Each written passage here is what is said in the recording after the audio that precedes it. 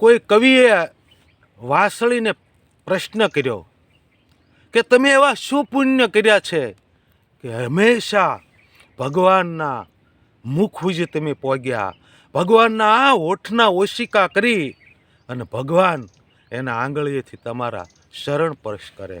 એવા તમે શું પુણ્ય કર્યા કે ભગવાન તમને આ રીતે રાખે છે? ત્યારે વાંસળી એને જવાબ આપે છે કે પહેલાં છે ને ખાલી થઈ જવું પડે.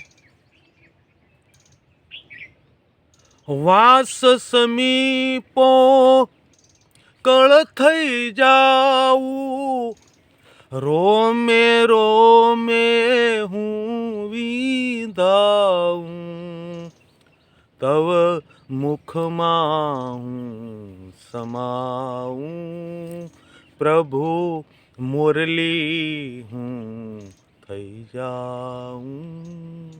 પેલા વાંસની ઘોડે ખાલી થઈ જવું પડે. આમાં રાગ, દેશ, ઈર્ષા, લોભ, મોહ એમાંથી ખાલી થઈ જવું પડે અને પછી એમાં ધગધગતા હરિયાના કાણા પાડે, રોમે રોમે વિંધાવવું પડે. અને ત્યારે અમે એક પણ અક્ષર બોલ્યા નથી, અમે એટલું બધું સહન કર્યું છે, ત્યારે ભગવાનના મુખ સુધી પહોંચીએ ક્યાં છે. પછી અધર અધર ને પરસી જાઉં, ગીત ગીતાના ગાતી જાઉં, તવ સુરમાં સ્નેહ વહાવું, પ્રભુ મુરલી હું થઈ જાઉં. વાયુ સંગે વહેતી જાઉં, વિશ્વમહી વ્યાપક થઈ જાઉં, ઉર ઉર ઈશ જગાઉં, પ્રભુ મુરલી હું થઈ જાઉં.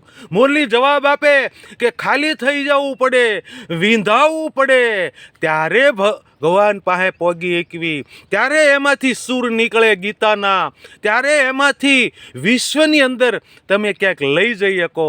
એ વાંસળી કહે છે.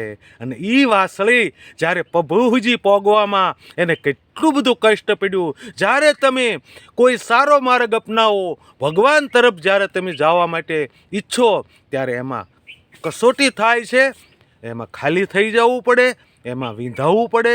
લોકો આમ તેમ બોલે, કોઈ ભગતડો બોલે, છતાંય એને સહન કરવું પડે, ત્યારે ભગવાનના મુખ સુધી પહોંચી એકવી. એટલે વાંસળી કે અમે ભગવાનના મુખ સુધી પહોંચી ગયા છીએ. તો આ મારો વિડીયો કેવો લાગ્યો શેર કરજો, કોમેન્ટ કરજો, ફોલો કરજો અને બધાને જય શ્રી કૃષ્ણ.